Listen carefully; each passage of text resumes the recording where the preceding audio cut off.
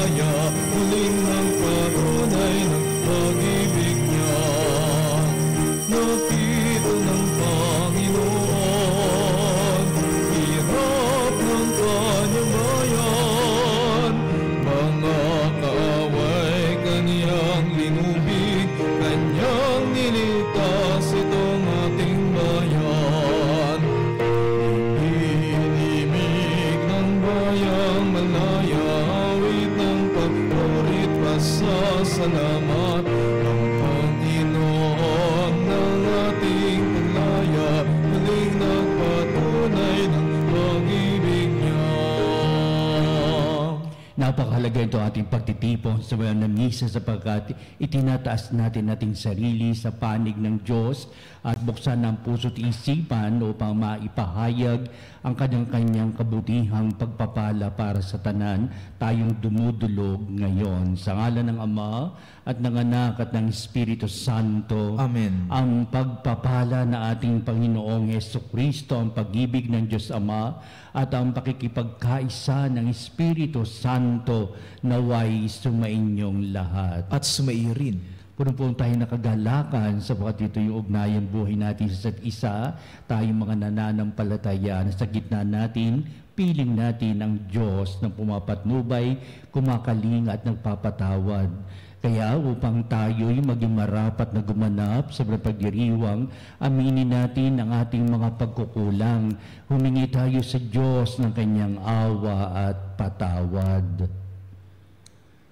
Inaamin ko sa makapangyarihang Diyos at sa inyo mga kapatid na lubha kong nagkasala sa isip, salita at sa gawa at sa aking pagkukulang, kaya sinasamo ko sa Malabireng Maria, sa lahat ng mga anghel at mga banal, at sa inyo mga kapatid na ako'y panalangin sa Panginoong ating Diyos. Kaawan tayo ng makapangyarihang Diyos, patawarin tayo sa ating mga kasalanan at patnubayan tayo sa buhay na walang hanggan. Amen. Panginoon, kaawaan mo kami. Panginoon, kaawaan mo kami. Kristo, kaawaan mo kami. Kristo, kaawaan mo kami. Panginoon, kaawaan mo kami. Panginoon, kaawaan mo kami. Ginugunita natin ngayon si San Alfonso Maria ng Ligori, Obispo at Pantasan Simbahan. Manalangin tayo. Ama naming makapangyarihan, lagi mong dinudulutan ng mga bagong uliran sa kagitingan ang iyong sambayanan. Ipagkaloob mong sa diwa ng obispong si Alfonso Maria na nagmalasakit sa kapwa, aming matapat na masunod ang kanyang mga yapak upang makamta namin sa langit ang tinamunyang gantimpala sa pamamagitan ni Jesucristo kasama ng Espiritu Santo magpasawalang hanggan. Amen. Pagbasa mula sa aklat ng Exodo. Noong mga araw na iyon, nakaugalian na ni Moises na ang tabernakulo'y itayo sa isang lugar na malayo-layo sa kampo. Tinawag iyong dakong tipanan ng Diyos at ng mga tao. Doon pumupunta ang sinumang nais sumangguni sa Panginoon. Tuwing papasok doon si Moises, ang mga Israelita ay tumatayo sa pintuan ng kanilang tolda at tinitignan siya hanggang sa siya'y makapasok. Kapag nasa loob na si Moises, bumababa naman sa may pinto ng toldang tipanan ang haliging ulap at mula rooy makikipag-usap sa kanya ang Panginoon. Kapag nakita ng mga Israelita na nasa pintuan na ng tolda ang haliging ulap, lumalagay naman sila sa pintuan ng kanilang tolda at yumuyuko. Ang pakikipag-usap ng Panginoon kay Moises ay tuwiran, tulad ng pakikipag-usap sa kaibigan. Pagkatapos, si Moises ay bumabalik na sa kampo, ngunit naiiwan sa tolda ni Josue, ang katulong niya. Ang Panginoon ay bumaba sa ulap, lumagay sa tabi ni Moises at binanggit ang kanyang pangalan, Panginoon. ang Panginoon ay nagdaan sa harap ni Moises. Sinabi niya, "Akong Panginoon ay mapagmahal at maawain. Hindi akong madaling magalit. Patuloy kong ipinadarama ang aking pag-ibig at ako'y nananatiling tapat. Tinutupad ko ang aking pangako maging sa libo-libo at patuloy kong pinapatawad ang kanilang kasamaan, pagsasalangsang at pagkakasala. Ngunit hindi ko pinapalampas ang kasalanan ng Ama at ang pagpaparusa ko'y hanggang sa 3 at 4 na salinlahi." Nanikluhod si Moises at sumamba sa Panginoon.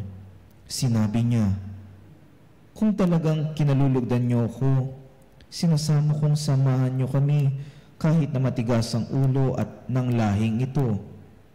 Patawarin na ninyo kami at tanggapin bilang inyong bayan."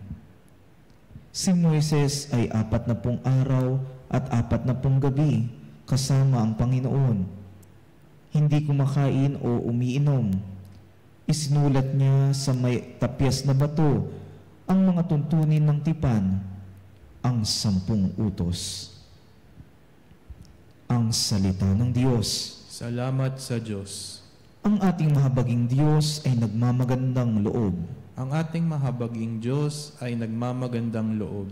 Ang puon ay humahatol, ang gawad ay katarungan. Natatamo ng inapi ang kanilang karapatan. Ang balangkas niya at utos kay Moises ibinilin, ang kahangahangang gaway na saksihan ng Israel.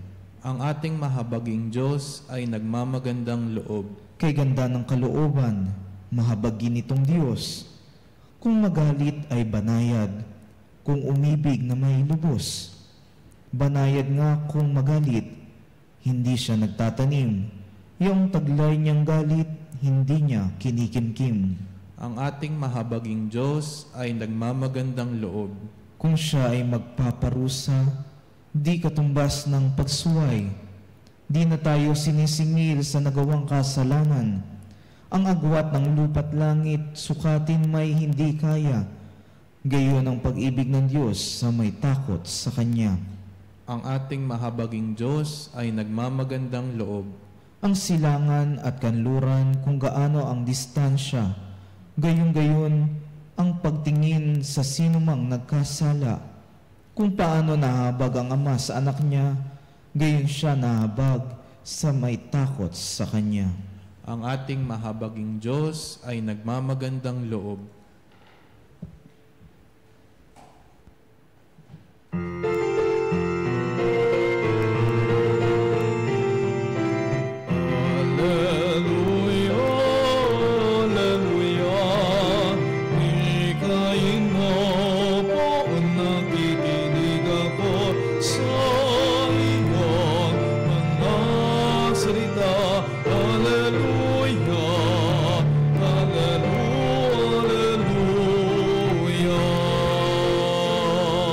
Sumainyo ang Panginoon At sumayo ang pagpapahayag sa Ebanghelyo ayon kay San Mateo. Papuri sa iyo, Panginoon.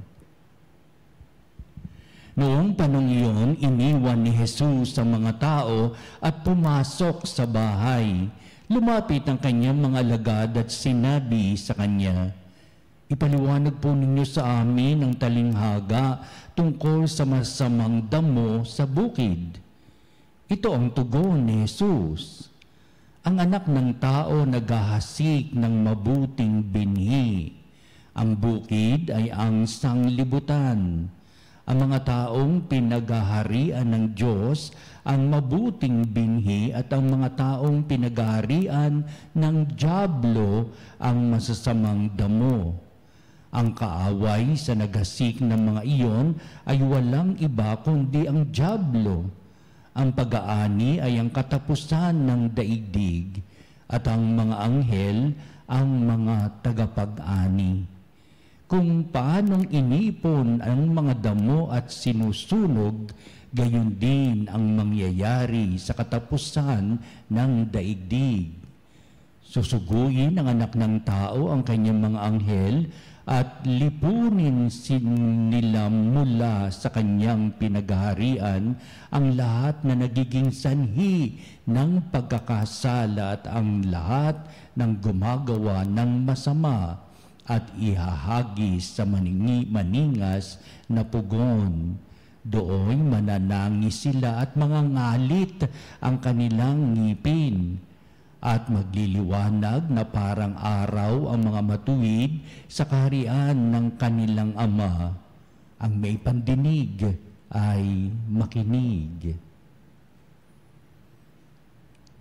Ang mabuting balita ng ating kaligtasan. Pinupuri ka namin, Panginoong Hesukristo. Maganda ang ating mabuting balita sa pagdaloy na maeksena sapagkat hindi lamang ito minsan at madalas talaga ang mga alagad kapag sarili na nila sila at kasama at kopini nila ang ating Panginoong. Ito yung talagang magtatanong ang mga alagad just to make some clarifications or evaluations or dagdag ng karunungan ng mga alagad sa mga narinig nilang mga pahayag ang salita ni Kristo sa mga tao, sa may lugar ng dalampasigan at sa lahat ng nangyayari at nagaganap. May mga tanong talaga ang mga alagad. Ito yung mga taong handang tumanggap ng mga aral sa isang butihing guro na noon ay kasama nila ang ating Panginoong Hesukristo. Ano pat sila din sa buhay pananampalatay magpapahayag higit pa sa guro, siya isang propeta, pero higit pa sa propeta hanggang sa mabuo ang kanilang pahayag kay Hesukristo, Diyos na totoo at tao namang totoo. Kaya pinapahayag ang mga bagay nito para din ihanda ang mga alagad sa mga darating na mga eksena sa kanilang buhay na kapag si Kristo yumakyat na sa langit, pero ang pagpapadala ng Espiritu Santo para sa kanila, para sila naman na magpaliwanag, magbigay ng karunungan sa mundo, isalin ang kanilang mga narinig na kahalagahan ng buhay, mga turo ng mabuting balita sa mga susunod na mga henerasyon, and so on and so forth hanggang sa ito'y naisulat at tuloy-tuloy ang pahayag ng ating Panginoon sa parasalit-saling managpapaliwanag dito, lalong-lalo naging bahagi din ito ng ating mabuting balita ng ating santong ipinagdiriwang upang gunitain natin, pahalagian ang tunay na naging banal in the making. Ika nga tayo din magiging banal in the making sapagkat ang salita ng Diyos ay mayroong takdang gawain para sa mga tao. Si San Alfonso ng Liguori, Italy, ay nagbigay kahulugan sa diwa ng takbo ng buhay. Ito'y napakahalaga. It is always related with life and none other than our life here on earth. Kaya itong ating mabuting balita, ito yung pangunahing ipinahayag. Hindi ito somewhere else in the horizon, something else outside the planet. Pero sabihin, ang stage of reflection or the stage of the life situation ay nakatutok sa lupa, sa lupang ibabaw. Kaya ibig sabihin ay napakahalaga ang buhay ng tao sa balat ng lupa sapagkat nakatutok ang Diyos sa kanyang mga aral at gawa at wala ng iba. Sapat ibig ng Diyos na mapabuti palagian ang ating buhay. Kaya ito yung patalinghagang ipinahayag tungkol sa mga maghahasik at na-discovering bakit may mga damo sa mga itinanim. Di ba mabubuting bini lamang ang iyong itinanim? Bakit ngayon ay may mga damo na tumutubo sa paligid? Bunutin natin. Huwag niyo bunutin. Hamos siya. Sa pagdating ng panahon, titipunin ang mga damo, bibikisin at ito ay ilalagay sa pugon na nagliliyab ang apoy na ito. Ngunit ang mga trigo, kapag ito ay nagbutil na at aanihin na, ilalagay ito sa isang kamalig. Kaya, ibig sabihin, the truthfulness of the life situation will always indicate the goodness of the Lord upang ang tulong at awa niya ay mapas sa kanyang mga nilalang. tayo ang pinaghahandugan ng tulong, ng awa, ng pagkalinga ng Diyos, sapagkat ang kanyang mga talinghaga ay true to life situations. Ikalawa, ang mga talinghaga na ating Panginoon Kristo ay challenging, na may malaking paghamon, palagian, at paghamon sa lahat ng panahon, kung paano noon na hinamon ng mabuting balita sa patalinghagang piniliwanag ni Kristo kanyang mga alagad, ay ito rin ang nilalaman ng hamon, sapagkat ang mga pahayag, mga hamon ito sa kabuuan ng pag-iistorya tungkol sa talinghaga, isa ang iniiwan. Hindi tayo kinalilimutan ng Diyos, ang pagpapala ng Diyos ay nakakamit natin na tayo palagi niyang inaalalayan. It is the goodness of the Lord that always in the parable of our Lord Jesus Christ, in telling all these stories, behind everything, God is good all the time to every life situations of the people here on earth. Kaya, tama-tama kapag ganitong nagbibigay na si Kristo ng ganitong mga paliwanag, pahayag sa mga tinagurian nating mga parabola o mga talinghaga, for sure there is the Spirit of God hovering upon us and make sure for all of us until now, until the end of time, the goodness of God will always prevail. There will always be God's help and protection, and there will always be God's encouragement too. Nakita ko rin minsan sa pagbabasa ng mga talinghagang ito, ba, nasa likod din pala ito. He's encouraging the disciples. Until now, He's also encouraging us to do much better in our life. Why? Because God is always there who takes care of everything in our life. Ikatatlo, kita-kita sa ating mabuting balita, because it is the way of life here on earth. We can see the goodness of the love, the goodness and the love of God. There is something more, more of this life, sapagkat God is really offering life everlasting. Ito palang ating sitwasyon sa buhay nito. Simula pa lamang that we are developing the goodness of the Lord that we believe in, that He is with our life, and He is going to accompany us to life everlasting. Kaya napakahalaga itong ating buhay sa balat ng lupa that leads us to God the Father in heaven. Yan ang ibig nating makita na palagian. Sapagkat dito sa ating mabuting balita, pakipagtunggali ng bubuhay sa kadiliman, nabubuhay sa kasamaan, at nakipagtunggali sila, hinihimok ang mabuhay sa kaliwanagan. Bakit? Sapagkat ayaw nila sila mapupunta sa piling ng Diyos sa kalangitan, na talagang ayaw nila yung the future of men here on earth living. Gusto nila masolo ang kadiliman, pero hindi naman nananaig ang kadiliman, kundi natatalo naman talaga sila, lalong-lalo na sa mga pahayag ng ating Panginoon Kristo, sapagkat pakatlipas ng mga bagay nito ay naghihintay naman ang buhay sa kabila. Kaya ito yung diwa ng pag-aani. Pag nag-ani na raw, ay ang masasama ay ihahagi sa maningas na pugon.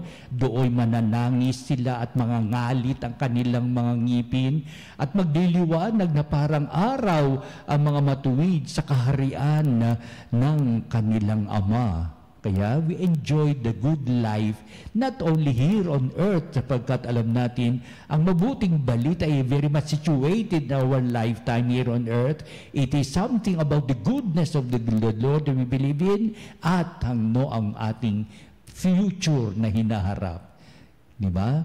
Maganda kung sa simula pa sa daigdig na ito, maganda na ang buhay natin being developed. Yan ang binigyan ng ating paggunita kay San Alfonso ng Liguori, di ba? Ang kanyang kapaitan sa buhay, mga karanasan di malilimutan. Hindi niya iindahin ito, talagang pagsisikapan pa niya itaguyod. Alam ba ninyo, siya isang abogado, isang lawyer, pero nagkaroon ng konting di magandang takbo ng kanyang pagiging abogado hanggang sa siya ay pumasok sa seminaryo, naging pari, at doon din niya na samahan ng mga pari, mga redemptorists. Kaya pagbati po sa mga redemptorist priests sa congregation na sa kayo ay kumikilala sa founder ninyo na San Alfonso ng Liguori, Italy, upang ipahayag, dakila ka, una, kabanalan dito pa man sa batang lupa, na ito'y naipahayag ni San Alfonso, how to be holy while here on earth.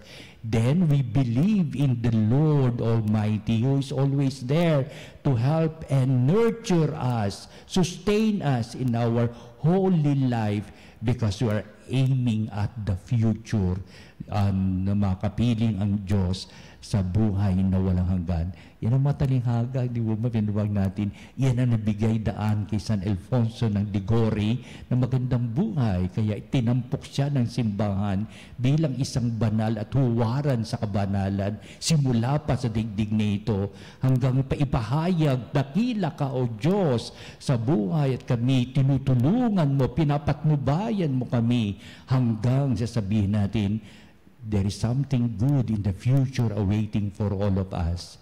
Pero lang na sa pagdiriwag na ito ng buhay natin is in the making, that we are meant for heaven. Magbigay natin sa daan sa buhay sa pagdiriwag na ito, na talagang ang buhay ng kaaya-aya at punong-puno ng ligaya at kabanalan, starting from this life, hanggang sa makita natin tunay nga pala ang pag-ibig ng Diyos na hindi nagmamaliw, nariyan sa paligid natin, sapagkat aanyayahan tayo sa pagkapiling natin sa kalangitan upang mapasalangit na bayan tayo, magpa sa walang hanggan. Amen.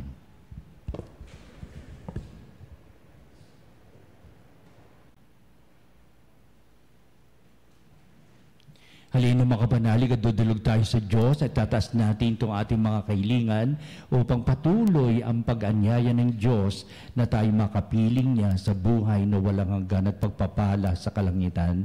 Ang ating pong itutugon sa bawat panalangin. Panginoon, dinggin mo ang aming panalangin. Panginoon, dinggin mo ang aming panalangin.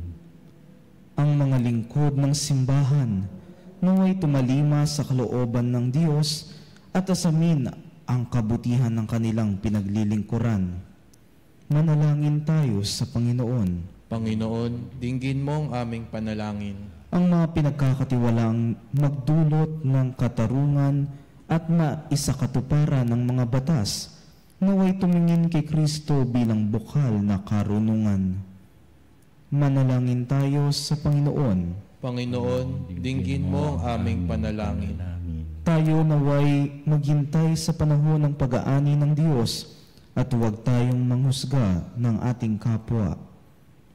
Manalangin tayo sa Panginoon. Panginoon, dinggin mo ang aming panalangin. Ang mga matatanda naway ating maalalayan sa pamamagitan ng ating pagiging maalanin at palakaibigan.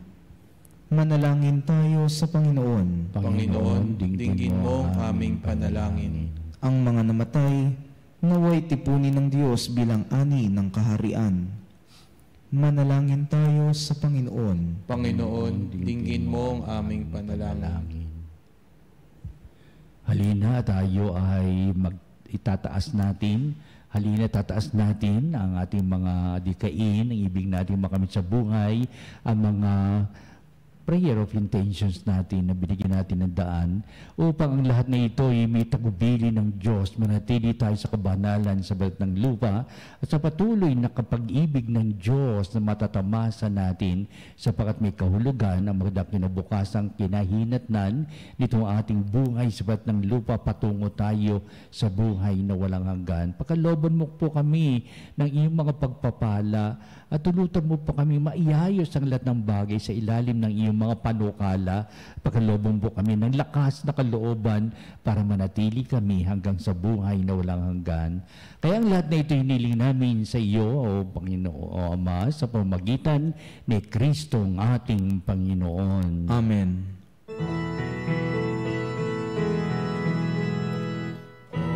Aming hatid, alay na ito, ang tinapay na nagmula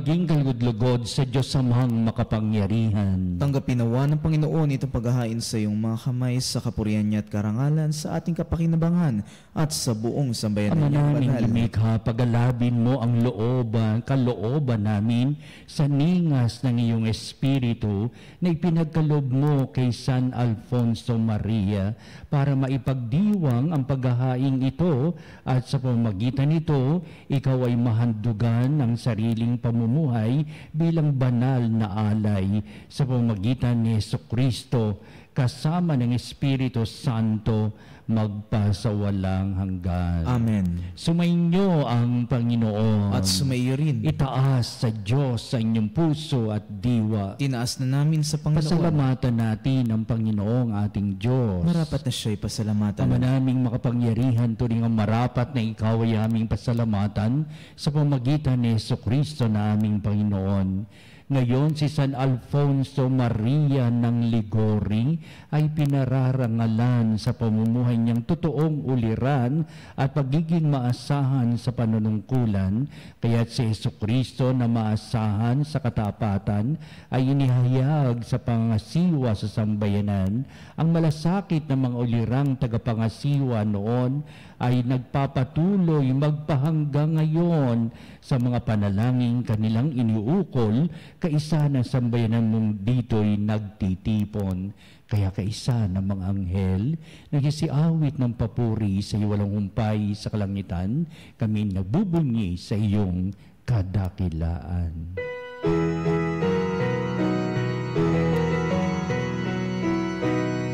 Santo, Santo, Santo, Panginoong Diyos na mga hukbo, napupuno ang langit at lupa ng kadakilaan mo.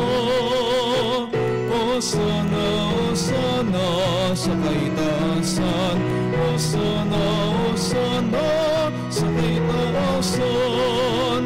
Pinagpala ang naparirito sa ngalan ng Panginoon. Hosana, Hosana sa kaitaasan, Hosana, Hosana sa kaitaasan. Ama naming banal, ikaw ang bukal ng tanang kabanalan. Kaya't sa pamagitan ng Espiritu mong banal, ang mga kalob na ito upang para sa amin ay maging katawan at dugo ng aming Panginoong Jesucristo. Bago niya pagtiisang kusang loob na maging handog, hinawakan niyang tinapay, pinasalamatan kanya, pinagati-hati niya yon, iniabot sa kanyang mga lagad at sinabi, tagapin niyong lahat ito at kanin, ito ang aking katawan na ihahandog para sa inyo.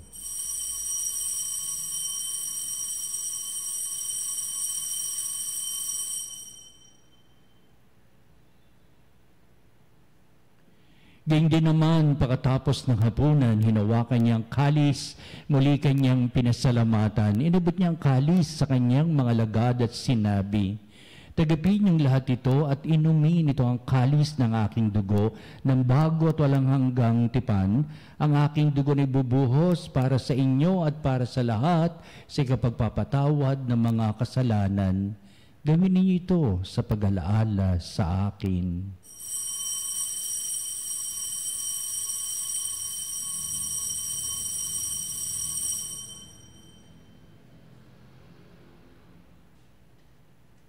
Ipagbunyi natin ang misteryo ng pananampalataya.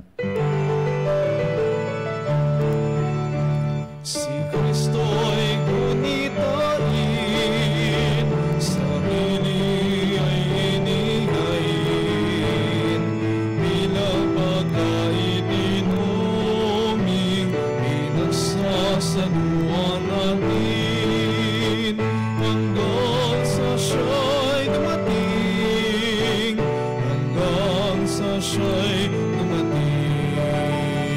Ama, ginagawa namin ngayon pag-alaala sa pagkamatay at muling pagkabuhay ni anak.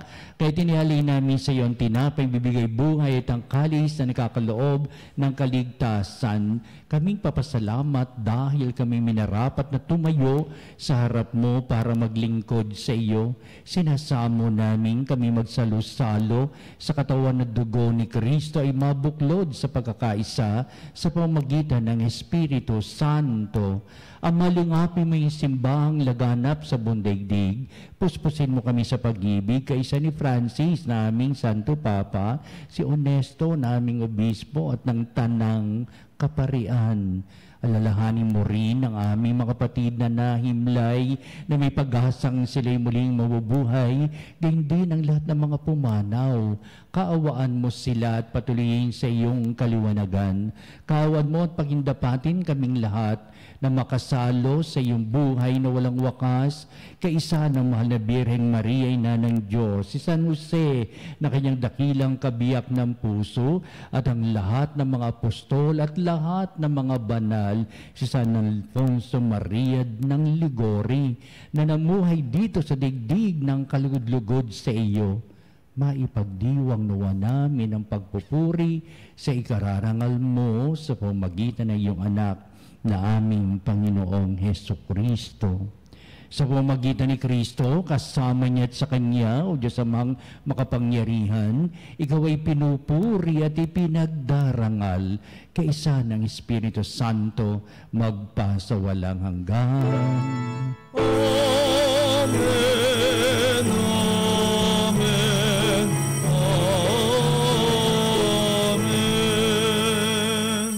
Buhay ka banala na binibigyang halaga ng ating ginugunitang San Alfonso Maria ng Ligori. Yan din ang mabuting balita. Hubugin natin ang kabanalang ito hanggang sa ang Diyos ng pagmahal dalhin tayo sa buhay na walang hanggan. Ating awitin ang panalangin tinuro sa atin ng ating Panginoon Kristo ang Ama namin.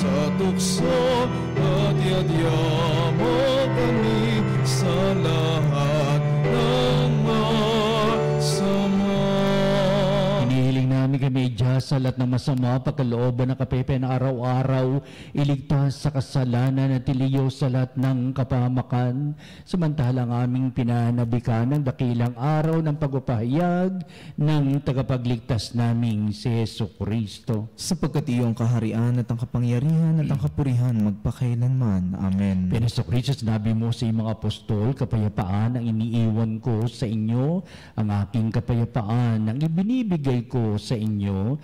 Tunghayan mo ang aming pananampalataya at huwag ang aming mga pagkakasala.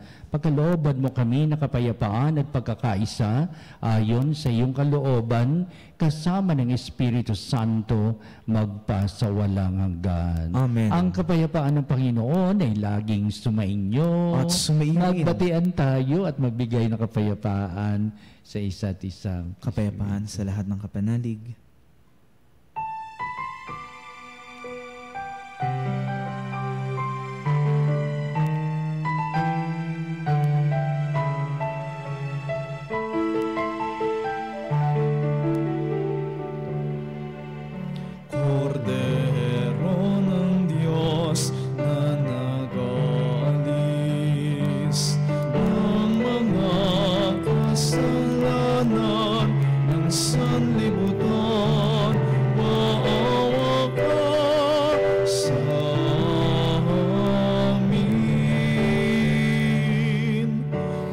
Kordero ng Diyos.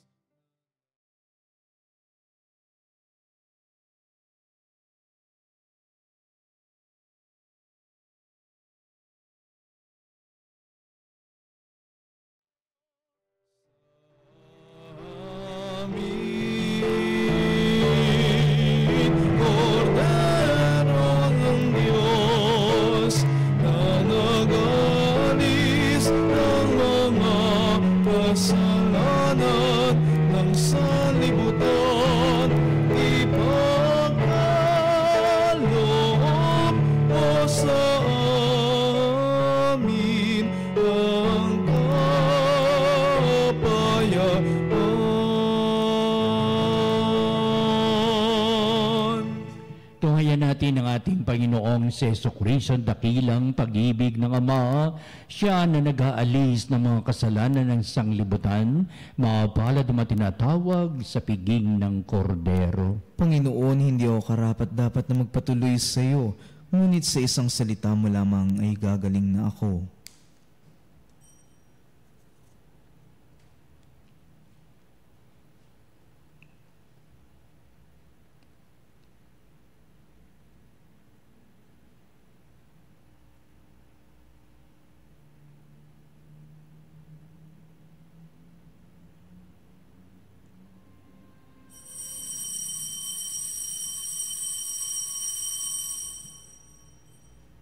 Mga kapanalig, ating dasalin ang komunyong espiritual.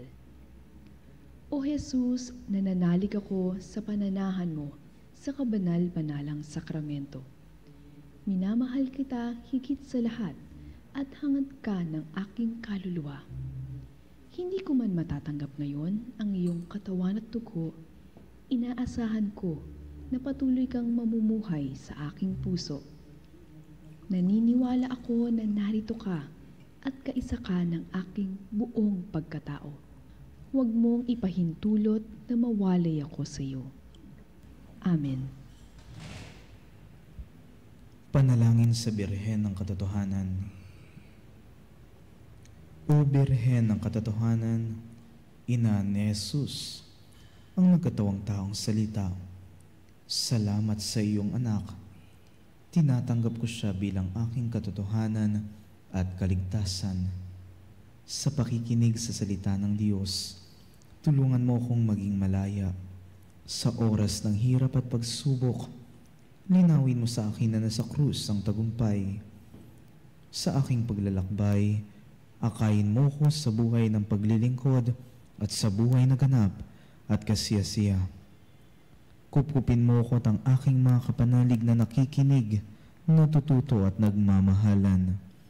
O Maria, Birhen ng Katotohanan, ipanalangin mo kami. O Jesus, ikaw ang daan, ikaw ang katotohanan, at ikaw ang buhay, iligtas mo kami. Amen. Amen. Manalangin tayo. Ama naming mapagmahal, binigyan mo ng pagkakataon si San Alfonso Maria para matapat na gumanap at maglahad ng paghahain ng pakikinabang. Lagi nawa naming tanggapin ito at sa pagtanggap namin ay tumanaw kami ng utang na loob sa iyo sa pamamagitan ni Jesucristo kasama ng Espiritu Santo magpasawalang hanggan. Amen. Susunod po natin ang pagtatanghal sa kabanal-banalang sakramento at sa pagtatanod po natin ng kalakip ang ating po mga panalangin. At sa bandang huli ng panalangin ay meron pong pagbibindisyon, gaganapin ang pagbibindisyon ng kabanal-banalang sakramento bilang pagtatapos sa ating banal na gawain. Isa muna patalastas, mahalaga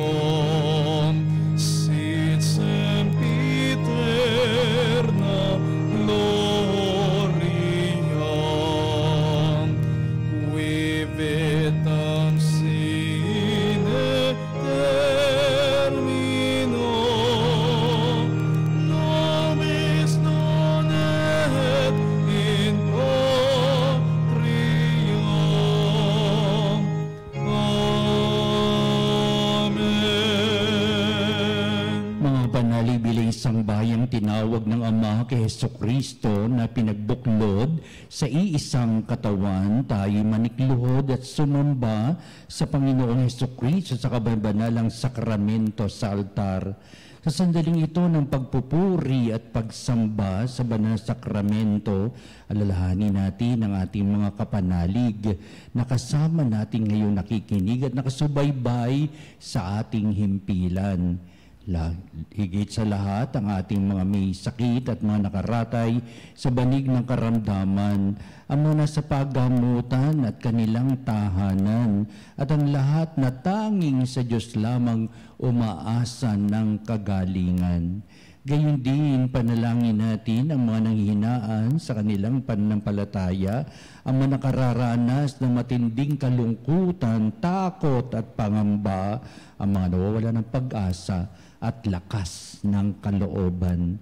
O Diyos, halina at kami tulungan. O Panginoon, magmadali ka sa iyong pagdamay. Papuri sa Ama at sa Anak at sa Espiritu Santo. Kapara noong una, ngayon at magpasawalang hanggan. Amen. Purihin ang makapangyarihang Ama na nagsugo sa kanyang bugtong na anak upang tayo'y maipagkasundo sa Kanya. Pinupuri ka namin ngayon at kailanman. Purihin ang Panginoong Hesukristo, ang Kordero ng Diyos, na nag-alay ng kanyang katawan at dugo bilang pagtubos sa sala ng tanan. Pinupuri ka namin ngayon at kailanman. Purihin ang banal na Espiritu, ang Panginoong nagpapabanal, na pumupuspos at nagbibigay kagalingan sa lahat. Pinupuri ka namin ngayon at kailanman.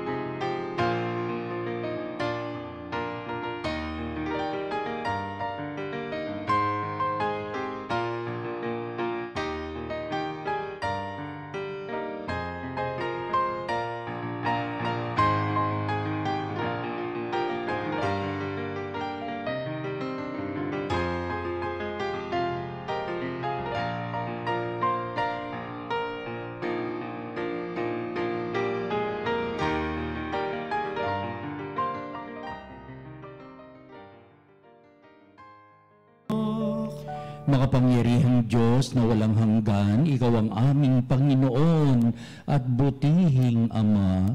Sa iyong pagpapala ay pinagkaloob mo ang lakas sa aming kahinaan. Tungayin mo po na may kagandahang kalooban ang iyong mga lingkod na may sakit at karamdaman, ang manababalisa at nawawala ng pag-asa, ang manatatakot at nalulumbay, at ang mga may matitinding suliraning taglay at pinagdaraan ng hirap sa buhay, at ang mga nasa bingit ng kamatayan. Pagalingin at aliwin mo po sila sa kanilang mga karamdaman at ibalik sa kalusugan at kapayatan at panatagan ng kalooban upang mabatid nila ang iyong kabutihan at sila'y magpasalamat sa iyong banal na pangalan. Hinihiling namin ito sa pamamagitan ni Kristo ang ating Panginoon. Amen. Panginoon, nagsusumamo kaming dalawin ang tahanang ito at alisin mula rito ang lahat ng mapanirang kapangyarihan ng kaaway. Mananawa rito ang iyong mga anghel at banal upang panatilihin kami sa kapayapaan at sumaamin nawang lagi ang iyong pagpapala. Hinihiling namin ito sa pamamagitan ni Kristong ating Panginoon. Amen. Gawaran nawa tayo na makapangyarihang Diyos ng kapanatagan ng kalooban at mapayapang buhay. Amen. Tantum ergo sacramentum venerem orcerni et anticum documentum novacedat ritui precet fides supplementum sensum defect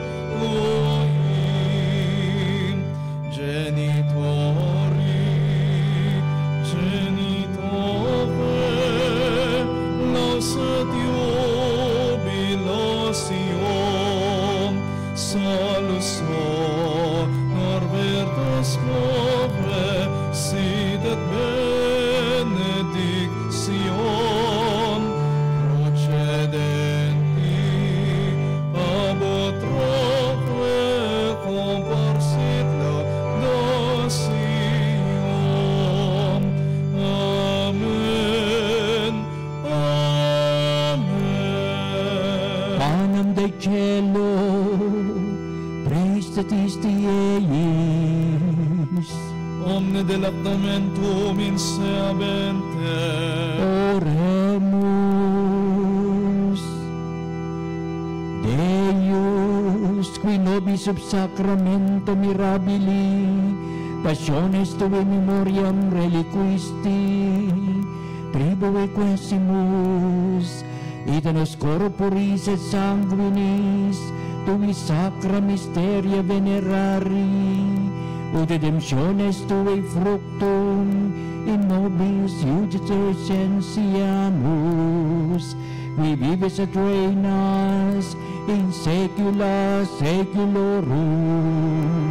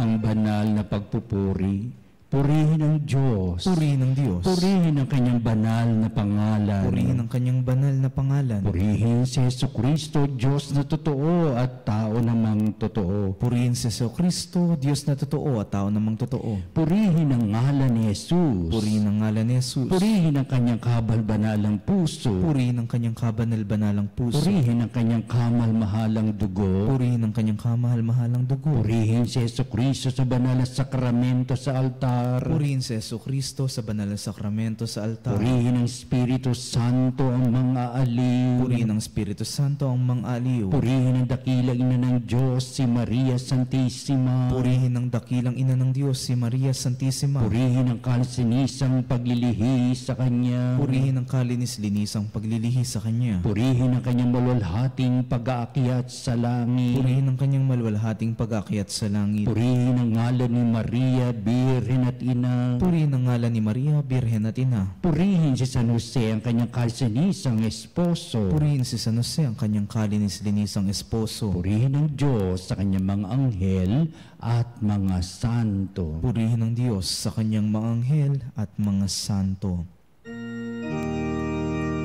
O